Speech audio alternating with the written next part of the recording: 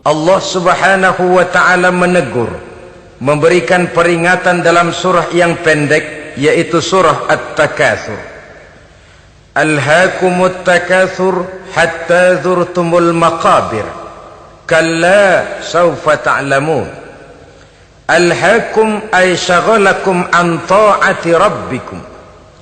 Kamu telah lalai daripada taat kepada Tuhanmu, dan yang menyebabkan kamu lalai itu tidak lain at-takatsur.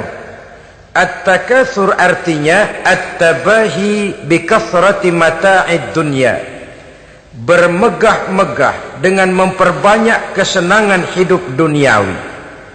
Dengan kata lain, berlomba-lomba mengejar kemegahan duniawi telah menyebabkan kamu lalai daripada mengingat, daripada taat kepada Allah subhanahu wa ta'ala. Apabila orang cenderung materialistis, seluruh kegiatan hidup dikerahkan untuk berlomba memperbanyak materi, apa namanya harta benda, apa namanya rumah, apa namanya pangkat dan jabatan, maka dikala itu seseorang akan sangat mudah lalai daripada taat kepada Allah subhanahu wa ta'ala. Hilanglah kesadaran bahwa sesungguhnya apapun yang kita miliki dalam kehidupan dunia ini tidak lain hanya barang titipan sementara. Kita cari, kita kejar, tapi setelah kita dapatkan, jangan dia dijadikan tujuan. Jadikanlah dia sebagai alat. Apabila harta benda duniawi sudah dijadikan sebagai tujuan daripada kehidupan, maka sesungguhnya kita sudah terseret dalam satu siklus, satu lingkaran setan yang tidak akan pernah berujung. Sebab manusia dalam berhadapan dengan materi duniawi tidak akan pernah mengenal kata cukup, tidak akan pernah mengenal kata puas, dan tidak akan pernah bertemu dengan titik. Selalu koma, selalu kurang, selalu tidak ada cukupnya. Apalagi kalau bicara soal keenakan, kenikmatan, kesenangan, itu cuma sekedar sudut pandang saja.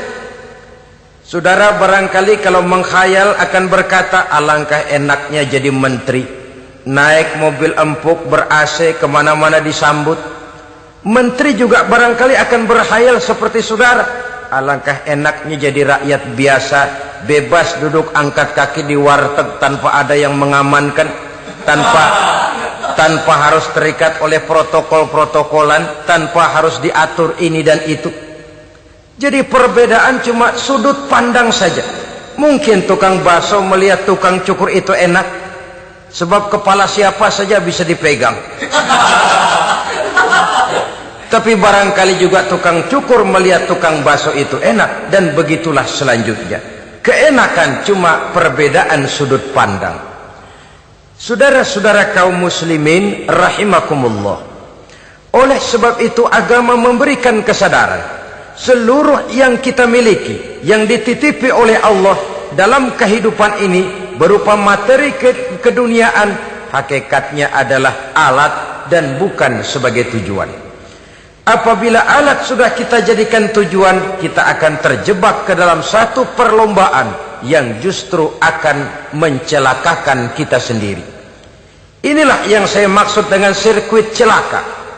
Perlombaan yang hanya membuat kita jerih, payah, keringat bercucuran, tenaga terkuras, tapi tidak akan pernah sampai ke garis finish. Karena memang tidak ada garis finishnya. Betapapun jauhnya satu perlombaan, dia mesti punya garis finish.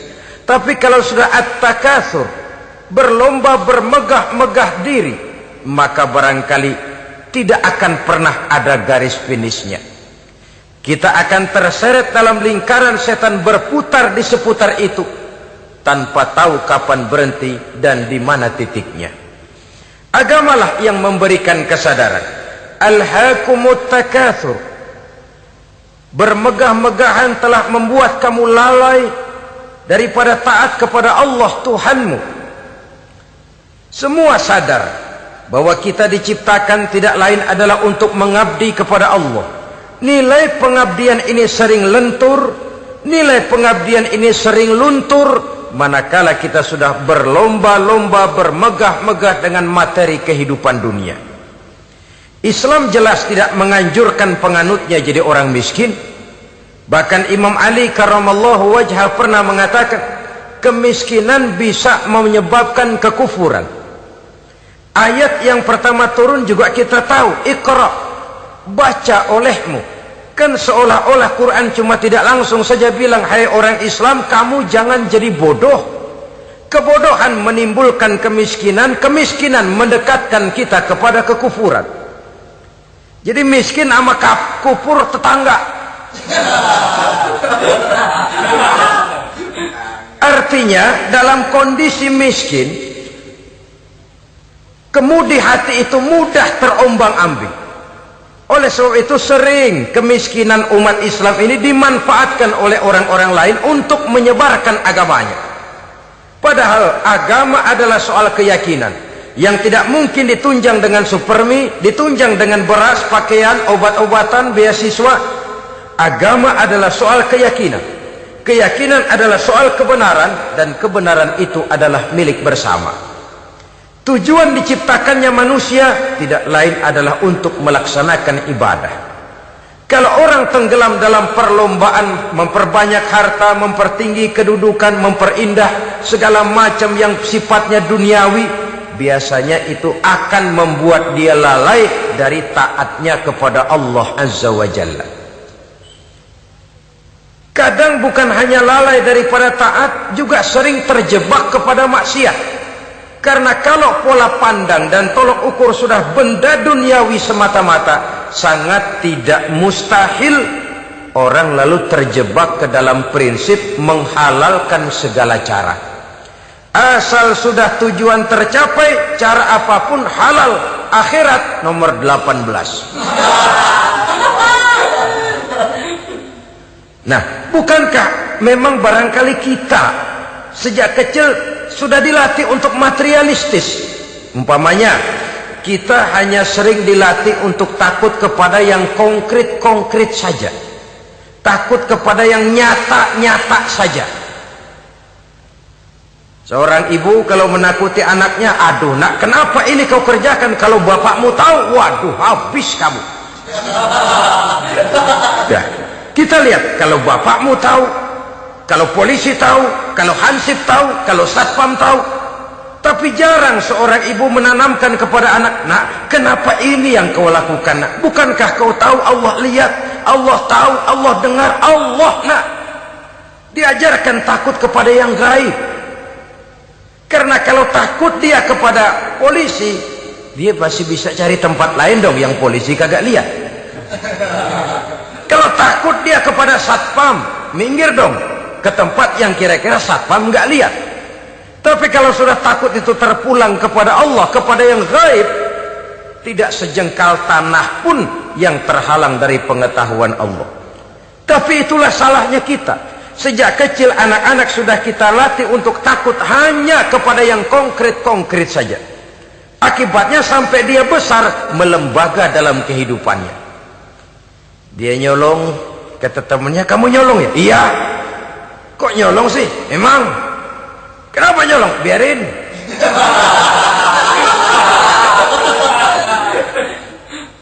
Kamu kan tahu Allah lihat? Tahu. Kenapa nyolong juga? Biarin. Asal orang jangan lihat. Kalau Allah mah lihat, dia kagak ribut. Allah enggak ribut katanya. Nah, ini kan satu refleksi yang timbul daripada kenyataan. Jikalau orang hanya dijejali rasa takut kepada yang konkret-konkret saja, kepada yang zahir-zahir saja, yang akan tumbuh lalu mental kucing. Sopan, tenang, kalem, ayem, nggelenggem. Kalau ada orang, sedikit orang meleng, kucing kelihatan watak aslinya. Saudara-saudara kaum muslimin rahimakumullah. Oleh sebab itulah maka agama lewat surah yang kita bicarakan pada pertemuan ini memberikan peringatan. Kala, jangan begitu dong. Kamu boleh mencari dunia, silahkan cari harta yang banyak, cari pangkat yang tinggi, Tapi jangan itu membuat kamu lalai daripada taat terhadap Allah Subhanahu wa ta'ala. Jangan karena keinginan mendapat harta yang sebanyak-banyaknya lalu melakukan segala macam cara asal tujuan tercapai. Itu sudah membuat kita lalai. Jangan karena ingin mengejar kedudukan yang tinggi lalu jilat atas injak bawah. Nggak mempan jilat, dukun dipakai.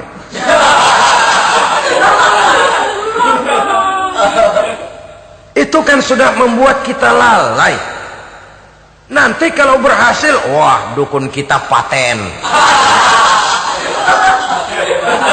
Tapi kalau gagal, dukun sialan, kagak mampu. Hilanglah Allah dalam kehidupan kita. Makin materialis, dan perlombaan ini membawa kita kepada kecelakaan. Kala, sekali-kali jangan begitu. Berlomba boleh, cari uang yang banyak. Tapi setelah uang didapatkan, jadikan dia sebagai alat, jangan dijadikan sebagai tujuan. Saudara, bekerjalah, yang giat, carilah uang. Tapi setelah dapat, ajak ngomong tuh duit. Bagaimana ajak ngomongnya? Gini, duit, setengah mati gue nyari lo duit lo. Sore, pagi, siang, malam, peras keringat, banting tulang kaki jadi kepala, kepala jadi kaki, nyariin lo duit.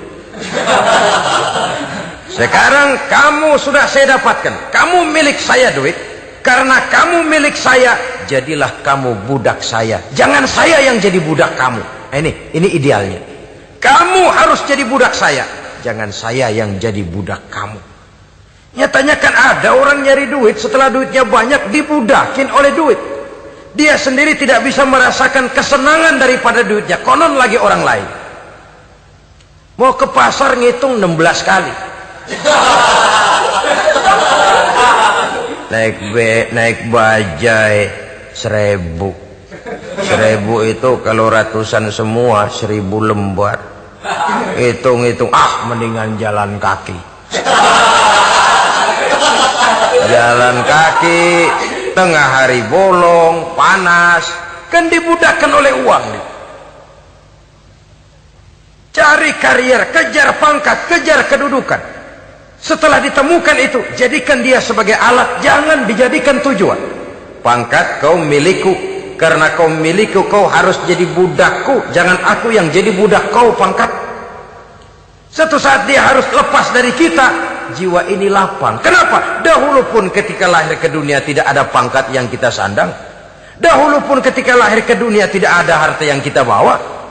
Jadi harta itu, pangkat itu, kedudukan itu ada dalam hati, tapi tidak berurat dan berakar. Kalau dia berurat dan berakar dalam hati, berat misah sama harta itu. Berat. Sekedar ngasih fakir miskin cepek juga berhitungnya 17 lembar.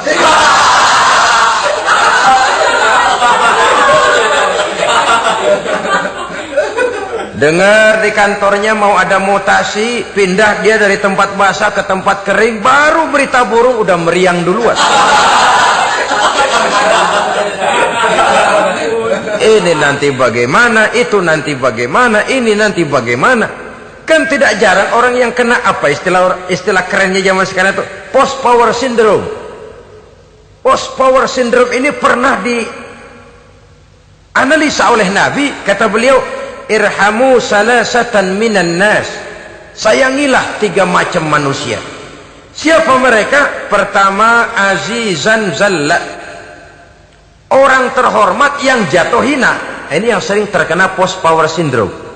Biasa kemana-mana dikawal, dihormati, datang ke tempat ini protokol siap, ini serba diatur semua, serba beres. Begitu jabatan selesai atau pensiun, habis orang gak indah-indah.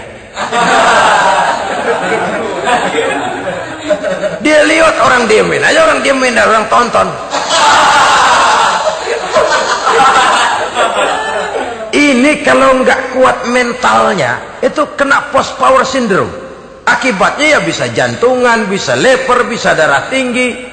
Ya penyakit-penyakit yang zaman dulu kita nggak kenal. Ini kan makin banyak dokter, makin maju ilmu kedokteran, makin aneh penyakit. Saudara hadirin yang saya hormati, post power syndrome.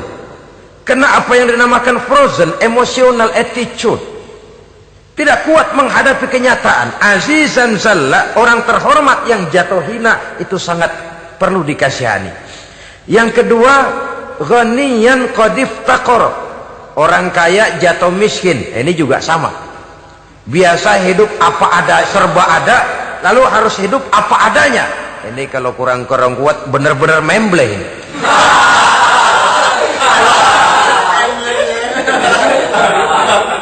Kalau tidak kuat mentalnya, biasa hidup serba enak, serba nikmat, cuma kerjanya neken cek, main apa itu kredit card, macam-macam fasilitas dipunyai, tahu-tahu jatuh bangkrut, jatuh miskin.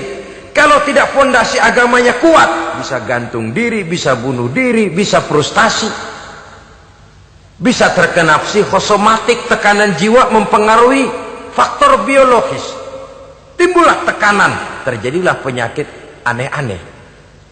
Al-ghaniyan qad iftaqara, orang kaya jatuh miskin, itu perlu dikasihani. Yang ketiga, wa faqihan yal'abu bihil juhal, ahli fikih tapi dipermainkan oleh orang-orang bodoh. Hanya kebetulan orang bodoh itu punya kekuasaan, hukum bisa dipesan.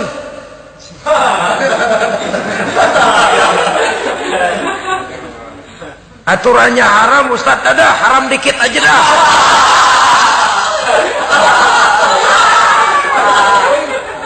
Sibuklah tuan fakih ini, ahli fikih ini, mencari dalil kebet sana kebet sini supaya yang tadinya haram benar bisa jadi haram sedikit.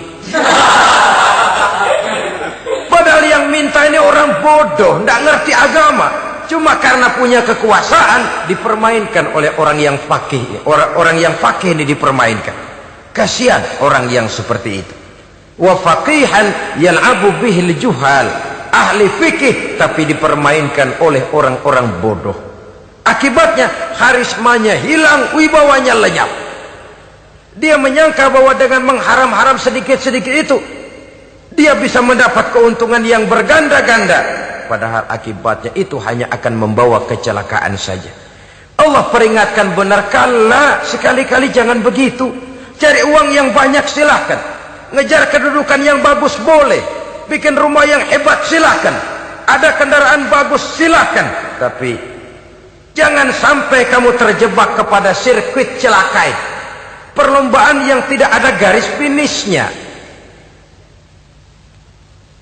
Sering dicontohkan orang menghayal, melamun. Kamu kenapa nggak mau ibadah? Lah bagaimana mau sembahyang, saya di Jakarta masih ngontrak.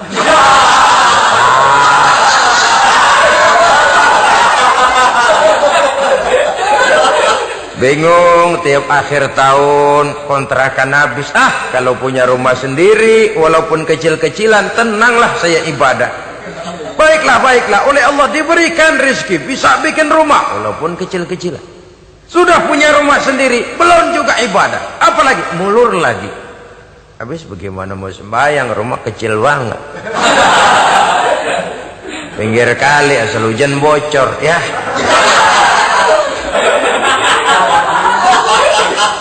Kalau bisa punya rumah permanen, rajin dah ibadah dah. Iyalah, diberikan rezeki, bisa bikin rumah besar, kamarnya banyak, halamannya luas, kendaraan belum ada, perabotan belum lengkap. Sudah ada kendaraan, belum kayak orang-orang. Sudah kayak orang-orang, masih sama dong, kudu di atas. Kapanlah selesainya? Kala, sekali-kali jangan begitu. Jangan kamu mengumpulkan harta bermegah-megah membuat kamu lalai dari taat kepada Tuhanmu. Engkau tinggalkan rukuk dan sujud, engkau jauh dari masjid, engkau kering dari kehidupan beragama. Sebab itulah maka pembangunan fisik material tidak bisa dipisahkan dengan pembangunan mental spiritual. Tidak hanya cuma dalam teori, tapi juga harus dalam praktek. Selalu pembangunan yang hanya mengarah kepada fisik material, jauh dan kering dari agama, hanya akan melahirkan manusia-manusia materialistis yang terjebak di dalam sirkuit celaka, perlombaan yang tidak pernah mengenal garis finish.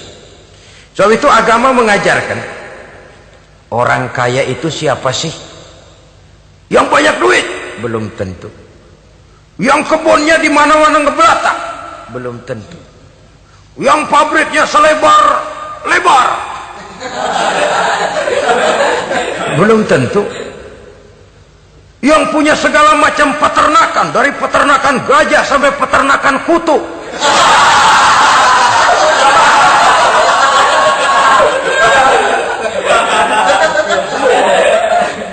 Belum tentu.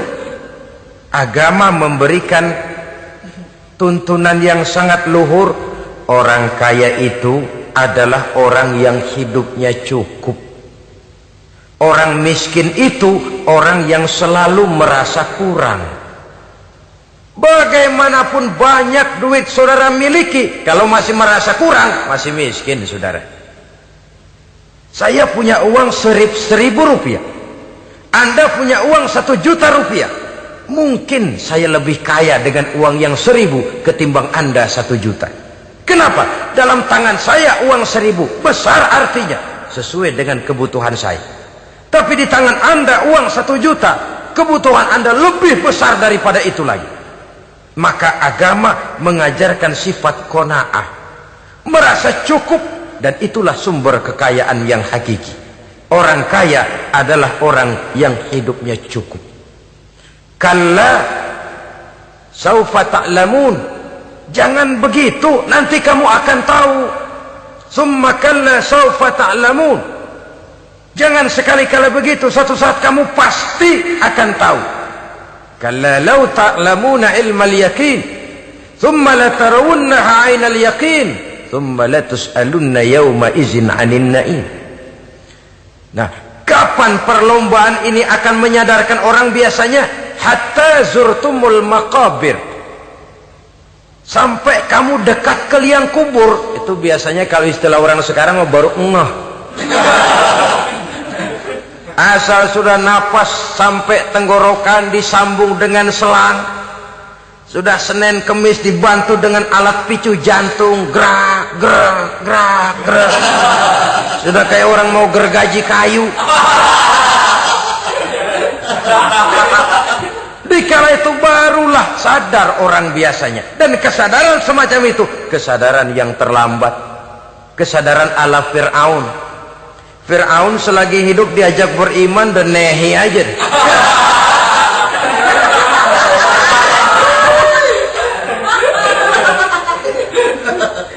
Tapi ketika dia tenggelam di lautan merah bersama seluruh tentaranya, dikala napas hampir terputus, keluar ucapannya, amantu bi Rabbi Musa wa Harun. Aduh, kalau begini mah saya juga percaya kepada Tuhannya Musa dan Harun. Saya beriman kepada Allah. Lagi timbul tenggelam mau sekarat baru beriman. Hatta zurtumul maqabir, kamu telah lalai dari sebab bermegah-megah sampai kamu masuk ke liang kubur, dekat ke liang kubur. Kalimat zurtum di sini menjelaskan bahwa kubur itu tidak selamanya. Zurtum itu dari kalimat zaro ya zuru, berziarah. Orang berziarah kan sebentar.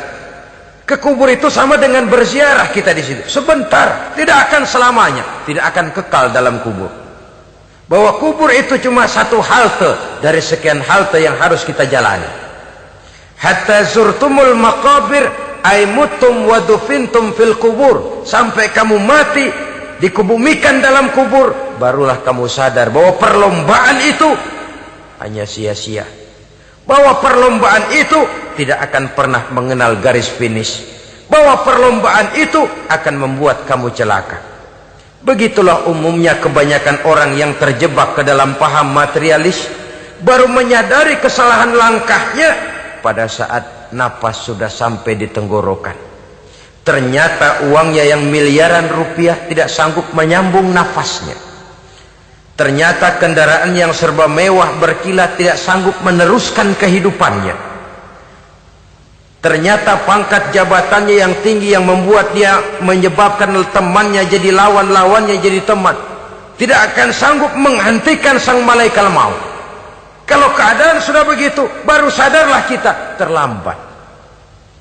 Karena saat seperti itu akan dihadapi oleh setiap orang. Kalah, jangan begitu.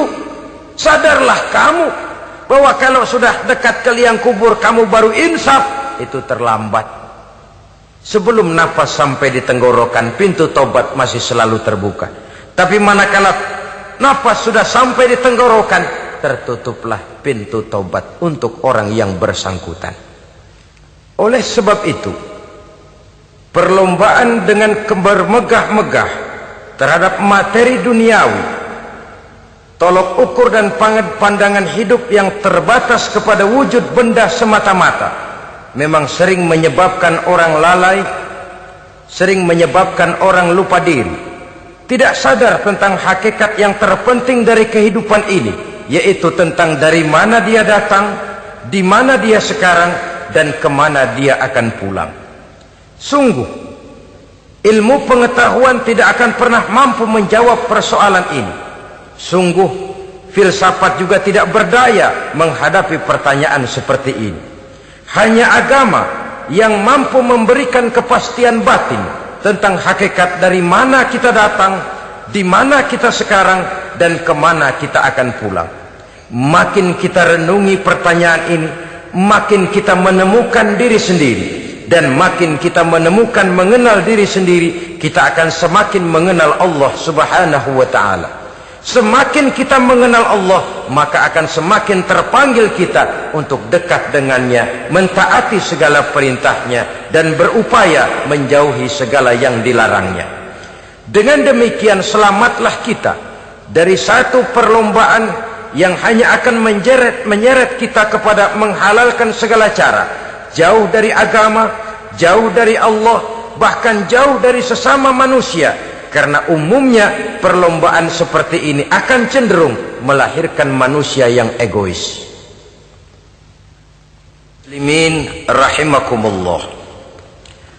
Lebih jauh, mari kita mengikuti peringatan Allah dalam surah Al-Munafiqun ayat 9. Di sini Allah Subhanahu wa taala mengingatkan, A'udzu billahi minasy syaithanir rajim. Ya ayyuhalladzina amanu la tulhikum amwalukum wala auladukum an dzikrillah wa may yaf'al dzalika fa ulaika humul khasirun. Hai orang-orang yang beriman, jangan sampai hartamu dan anak-anakmu melalaikan kamu daripada mengingat Allah. Wa may yaf'al dzalik, barang siapa yang melakukan hal seperti itu, fa ulaika humul khasirun, maka merekalah sesungguhnya orang-orang yang merugi. Rugi dunia, rugi akhirat. Disebutkan di sini dua hal yang sering menyebabkan kita jadi lalai. Amwal dan aulad. Harta dan anak-anak. Materi dan keluarga. Perlombaan di dalam mengumpulkan materi sering menyebabkan kita menjadi lalai. Begitu juga amanah berupa anak ini sering kita lalaikan atau sering membuat juga kita menjadi lalai. Kita lalaikan dalam arti bahwa keduanya, baik harta baik anak, merupakan amanah dari Allah. Setiap orang tua akan dimintakan pertanggungan jawab. Apabila kita lalaikan amanah ini, maka resikonya akan kembali juga kepada kita.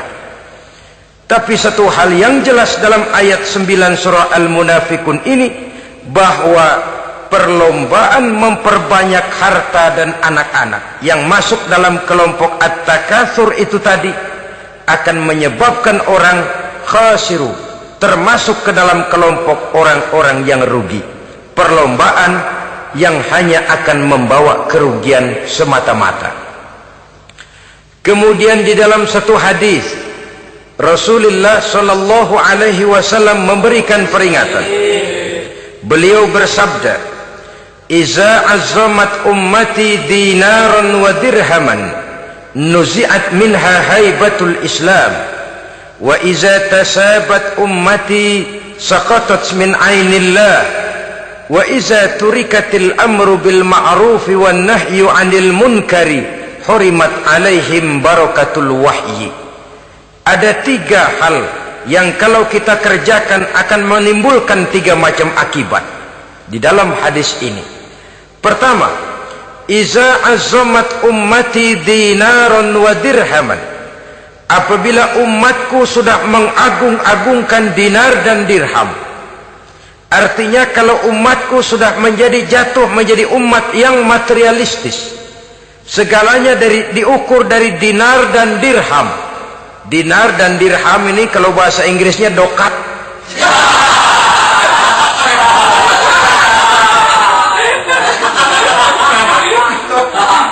Segalanya diukur dari segi dinar dan dirham saja. Nuzi'at minha haibatul Islam, akan dicabutlah kehebatan Islam dari mereka. Memang ada kalanya kita berkata bahwa tanpa uang kita tidak bisa berbuat apa-apa. Tapi kalau itu dijadikan landasan dari segala sesuatu, itu yang dijadikan ukuran, itu yang dijadikan tujuan, kita hakikatnya sudah gagal sebelum melangkah. Apapun saja profesi kita, apabila sudah menjadi pendewa dinar dan dirham, akan hilanglah kehebatan Islam, akan dicabut kehebatan Islam itu. Umat Islam bisa dibeli, ulama bisa dikontrak, kiai bisa dicarter.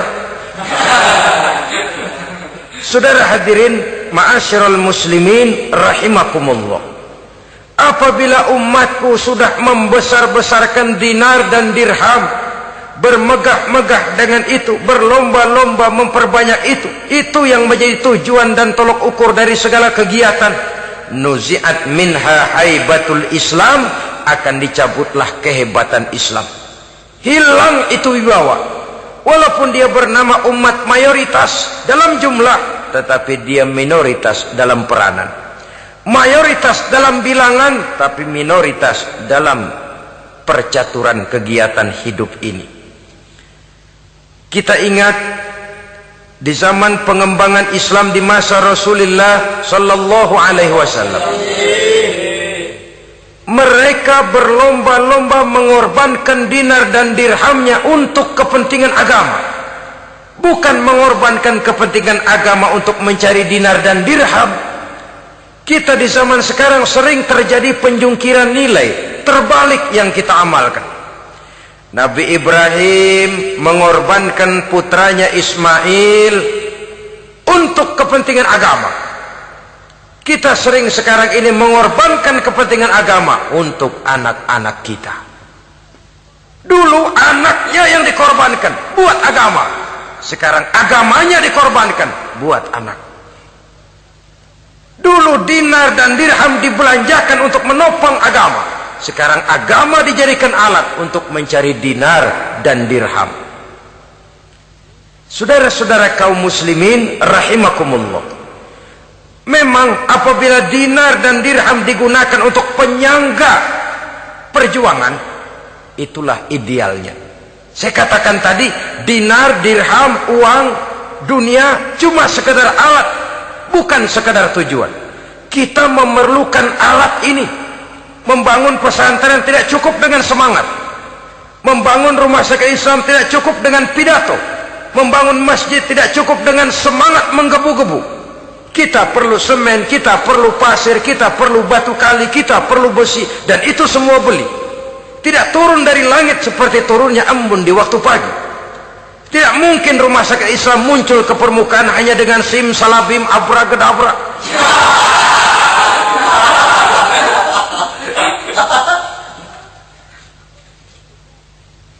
Oleh sebab itu, saya bersyukur kecenderungan belakangan ini pengajian-pengajian akbar di berbagai tempat tidak hanya sebagai ajang untuk menanamkan akidah, membina ukhuwah, tapi juga menjadi sarana di mana kita mengumpulkan dana, menghimpun potensi umat, menginventarisir potensi untuk kepentingan pengembangan daripada agama. Meskipun ada 1-2 orang yang salah paham tentang ini, sampai kemudian saya mendapat satu merek yang cukup tidak enak untuk didengar, mengkomersilkan pengajian katanya, karena memang ada pengajian yang menggunakan sistem karcis, sebenarnya juga tidak etis. Undangan berikut infak yang seluruh hasilnya digunakan buat kepentingan agama, apakah itu rumah sakit, apakah itu madrasah, apakah itu masjid, dan 1 sen pun saya tidak menuntut bagian dari itu. Saya malah berprinsip sepanjang saya masih laku untuk dijual dan itu memang buat kepentingan agama, persilahkan jual saja, asal buat masjid, pesantren, madrasah, rumah sakit Islam, kegiatan syiar dan dakwah, silakan. Tapi kalau sudah dijual buat kepentingan pribadi, memperkaya diri sendiri, tentunya dunia akhirat sulit untuk ridho kepada tingkah laku yang semacam itu.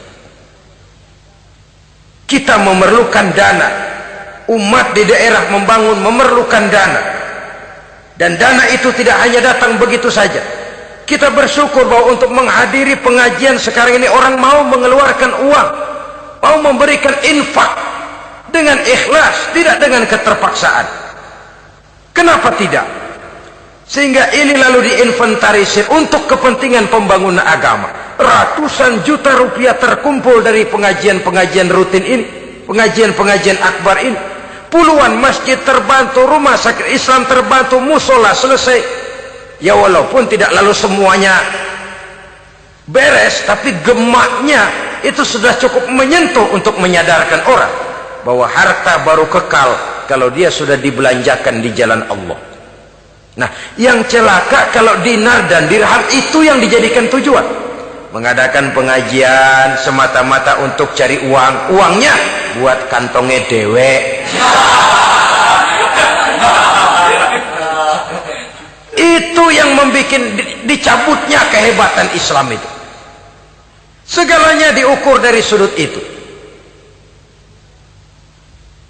Sehingga ketika seseorang datang bertanya tentang hal-hal yang berkaitan dengan ini, maka hal semacam ini sesungguhnya satu nikmat yang perlu kita syukuri sepanjang menginventarisir potensi umat benar-benar digunakan buat kepentingan daripada agama kita. Jadi peringatan tegas dari Nabi ini, iza azzamat ummati dinaron wa dirhaman nuzi'at minha haibatul Islam. Apabila umatku sudah mengagung-agungkan dinar dan dirham, maka akan dicabutlah kehebatan Islam dari tengah-tengah mereka. Remeh saja orang memandang kita, enteng saja orang memandang kita. Satu. Yang kedua, patuhlah mereka dalam pandangan Allah. Kalau sesama umat ini sudah saling menjelekkan, apakah yang menjelekkan itu lebih bagus dari yang dijelekkan di hadapan Allah? Dua-duanya sama rendahnya. Pribadi saya mungkin puas kalau saya bisa menghantam saudara di depan umum, menjelek-jelekkan nama saudara. Tapi lebih baikkah saya dalam pandangan Allah sama rendahnya dengan orang yang saya jelekkan? Itu pun kalau yang dijelekan benar-benar jelek. Kalau cuma sekedar fitnah, wah lebih celaka lagi nasib si orang itu tadi. Ini artinya menyadarkan kita bahwa umat ini sudah diikat dengan akidah. Beraneka ragam kita, tapi harus ada kebersamaan. Berbeda kita, tapi harus satu. Sebagai satu ummatan wahidah, satu umat yang satu. Oleh sebab itu, persamaannya lah yang harus kita angkat ke permukaan, bukan perbedaannya yang kita perbesar. Sudah datang waktunya umat Islam bangun dari tidurnya, jangan lagi dibuai oleh irama mayoritas. Sudah lewat masanya kita bertengkar karena persoalan-persoalan kecil yang tidak prinsip. Sudah datang waktunya umat Islam bersatu, menyusun saf yang lebih lurus, oleh karena ia dihadapkan kepada tantangan-tantangan yang tidak semakin ringan. Kalau kita bertengkar dengan kita, kalau kita saling mencaci sesama kita, bukankah Yahudi tepuk tangan? Bukankah Nasrani menari-nari? Bukankah pihak ketiga akan menangguk di air keruh? Dan kerugian akan terpulang kepada kita semua. Tapi inilah realita, bahwa yang kita hadapi ini sesungguhnya musuh kita di luar kita, bukan di dalam kita. Apakah itu kemiskinan, kebodohan, maksiat, munkarat, ketidakadilan, kezaliman, kesewenang-wenangan, dan lain sebagainya. Yang musuh jadikan musuh, yang teman mari kita rangkul. Jangan terbalik, teman dimusuhi, musuh malah dirangkul. Maka berpesta poralah musuh-musuh Islam ini. Saudara-saudara kaum muslimin rahimakumullah, Nabi memperingatkan dengan tegas, wa iza tasabat ummati saqatat min ainillah. Jikalau umatku sudah saling mencaci maki, sudah saling berbantah-bantahan, jatuhlah mereka dalam pandangan Allah. Satu ayat menjelaskan jangan sebagian kamu meremehkan, yaskhar, mengecilkan, menganggap enteng orang lain. Boleh jadi yang dihina, diremehkan, dianggap enteng itu nilainya lebih bagus daripada yang menganggap enteng. Hakikat segala sesuatu itu cuma kembali kepada Allah. Di sanalah penilaian finalnya. Manusia hanya melihat yang zahir. Makin banyak harapan hidup ini kita gantungkan kepada manusia, makin banyak kita harus bersiap untuk kecewa. Saudara-saudara kaum muslimin rahimakumullah. Kemudian yang ketiga peringatan dari baginda Nabi, wa iza turikatil amru bil ma'rufi wan nahyu 'anil munkari hurimat 'alaihim barakatul wahyi. Apabila amar ma'ruf dan nahi munkar telah ditinggalkan, maka akan hilanglah keberkahan wahyu, akan hilanglah keberkahan Quran, akan sirnalah keberkahan agama. Amar ma'ruf dan nahi munkar ditinggalkan, artinya di tengah masyarakat sudah tidak ada lagi yang menyerukan ini baik, ini tidak baik, ini halal, itu haram. Mari kita sholat, mari makmurkan taklim, santuni yatim piatu, makmurkan masjid. Seruan ke arah itu tidak lagi terdengar. Sementara tinggalkan judi, tinggalkan minuman keras, jauhi zina, seruan semacam itu pun tidak lagi terdengar. Maka hilanglah keberkahan wahyu itu. Karena amar ma'ruf dan nahi munkar merupakan bagian daripada ajaran agama kita. Menjadi sponsor dari segala macam kebajikan dan menjadi penghalang daripada segala macam kemunkaran sesuai dengan batas kemampuan yang kita miliki masing-masing. Nah, saya kembali kepada persoalan pokok di awal pembicaraan tadi. Bagaimana jalan keluarnya? Jalan keluarnya tidak lain adalah upaya. Bagaimana kegiatan yang sifatnya fisik material ini diimbangi dengan kegiatan yang bersifat mental spiritual.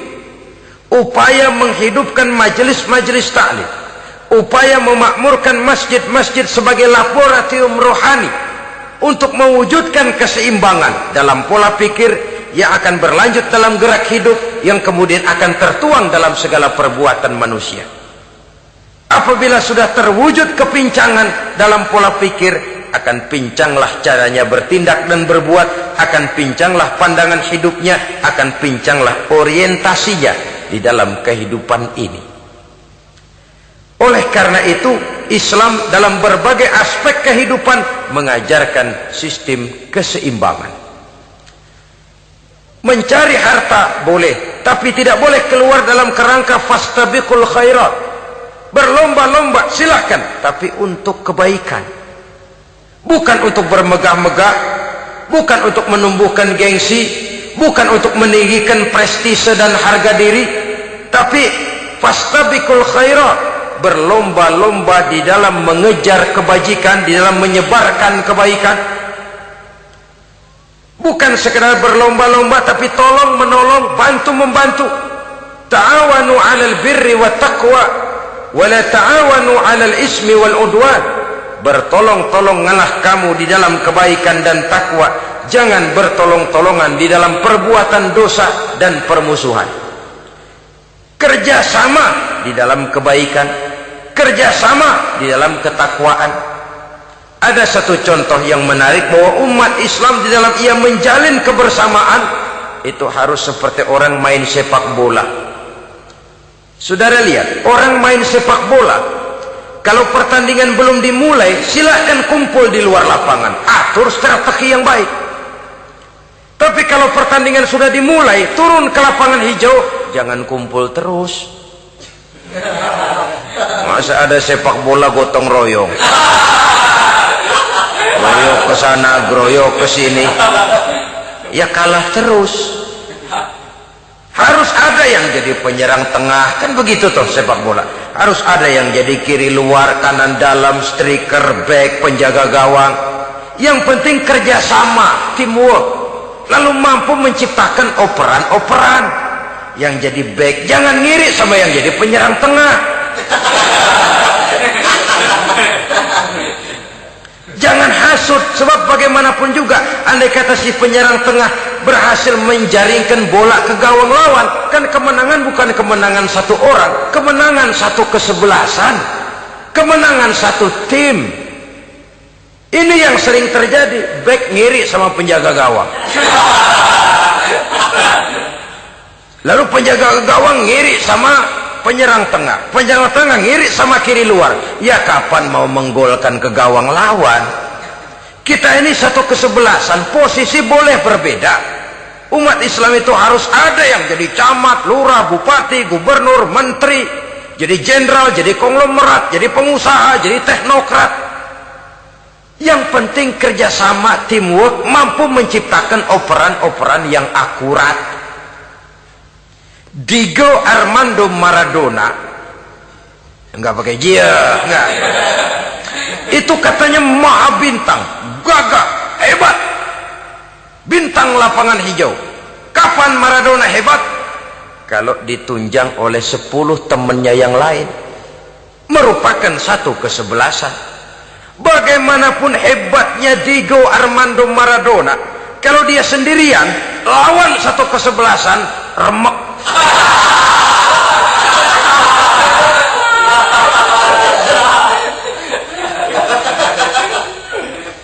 Dia hebat, dia jenius, dia maha bintang karena dapat operan dari teman-temannya. Bukan jegalan, operan. Jadi oleh sebab itu bagaimana kita menciptakan operan-operan akurat yang akan melahirkan kebersamaan di tengah-tengah umat. Artinya satu contoh saja, misalnya seorang pengusaha besar, oleh karena kesibukannya di dunia bisnis, tidak perlu jadi ketua pembangunan musola. Tapi kalau ada musola belum selesai, operan. Operannya itu yang penting. Apa yang dioper itu? Semen, apa batu kali, apa besi? Yang penting operan. Operannya akurat. Kadang-kadang ada terjadi juga frustasi ngelihat lawan kesebelasannya terlalu kuat, ngoper ke gawang sendiri, jebol. Kan sering terjadi begitu. Muslim didukung oleh umat Islam, ketika punya posisi menguntungkan malah mempersulit Islam. Ini kan ngoper ke gawang sendiri, bunuh diri namanya. Boro-boro jebolin gawang lawan, asal jangan bunuh diri juga lumayan. Jadi kalau saja kita mampu menciptakan kebersamaan seperti ini, baju boleh berbeda. Seorang muslim boleh dibungkus baju ABRI, boleh dibungkus baju dokter, boleh dibungkus baju teknokrat, boleh dibungkus baju konglomerat, sekedar baju. Tapi kalau terbukalah baju itu, kelihatan dadanya, terbersit nilai imannya, meresap sampai ke tulang sumsumnya. Dan pada saat Islam dikuti-kuti, akan timbul kecintaannya, akan timbul, saya muslim dan saya bangga dengan Islam saya. Saya muslim dan saya mau berbuat untuk Islam saya. Saya muslim dan saya siap mati untuk Islam saya. Dengan baju apapun dia terbungkus, kalau roh, jiwa dan semangat semacam ini tertanam, saya yakin kita umat Islam akan mampu berbuat lebih banyak dengan mewujudkan operan-operan akurat yang sangat diharapkan oleh umat itu tadi. Oleh sebab itu, saudara-saudara kaum muslimin rahimakumullah, baju boleh berbeda, bendera boleh beraneka warna, tapi jikalau bernama muslim, persamaannya yang dicari, jangan perbedaannya yang diperbesar. Nilai persaudaraan yang diikat dengan akidah semacam inilah yang banyak dicari orang, yang banyak menyebabkan orang masuk Islam. Di mana masjid kelihatan benar sebagai simbol kehidupan demokrasi dalam menciptakan ukhuwah, wawasan ukhuwah ini. Masjid simbol demokrasi. Siapapun masuk masjid buka sepatu, demokrasi. Siapapun orangnya, tidak peduli merek apapun sepatunya. Apa itu keluaran Cibaduyut Bandung? Apa itu modelnya Belli, Beltoni, Itali? Tidak soal, masuk masjid buka. Jumatan, kopral datang lebih dulu depan, pral. Jenderal datang belakangan, belakang saja, pral. Tidak ada fasilitas khusus dalam masjid karena di rumah Allah semua manusia sama. Si jenderal jangan lagi merasa jenderalnya, si pengusaha jangan lagi menonjolkan kebosannya. Masjid adalah simbol demokrasi daripada kehidupan umat. Sebab itu jangan terjebak kepada sektoral di dalam kita berbicara tentang ukhuwah ini. Kita boleh terbungkus dengan baju apapun, tapi kalau di balik baju itu tidak lain jiwa Islam yang mau berkorban, mau mengeluarkan harta, bahkan siap mati untuk Islamnya, maka kebersamaan itu akan mudah kita wujudkan. Tapi sepanjang kita berpecah belah, sepanjang kita centang perenang, maka tidak akan banyak yang bisa kita lakukan. Satu-satunya perlombaan yang bukan hanya dibolehkan tapi bahkan sangat dianjurkan oleh agama, yaitu fastabiqul khairat, berlomba-lombalah di dalam kebaikan, berlomba-lomba di dalam memakmurkan masjid, berlomba-lomba di dalam menghidupkan majelis-majelis taklim, berlomba di dalam menegakkan yang ma'ruf dan menghancurkan yang munkar, berlomba di dalam menyantuni yatim piatu. Tapi prakteknya kan kadang-kadang terbalik. Kalau sudah kumpul yang diakur-akurin, udah nambah kebon belum? Pabrik udah diperluas belum? Bisnis sudah sejauh mana?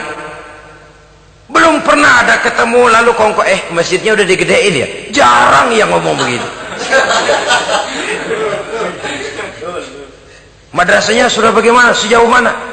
Mesti yang enak itu ya nyocok-nyocokin. Bagaimana rumahmu sudah? Bagaimana kendaraanmu? Bagaimana pesawatmu? Bagaimana Bukankah itu juga takasur? Dari obrolan kan nanti yang belon kan timbul panasnya. Gile dia udah beli gituan, gue belon. Timbul panasnya. Lalu berusaha, berlomba lagi, bersaing lagi, berlomba lagi, bersaing lagi. Walaupun persaingan perlu, karena tanpa persaingan orang jarang mikir. Hidup itu kalau nggak ada tantangan kan tidur kita. Orang hidup smooth gitu ya, jalan tenang, setenang ya nggak maju orang itu.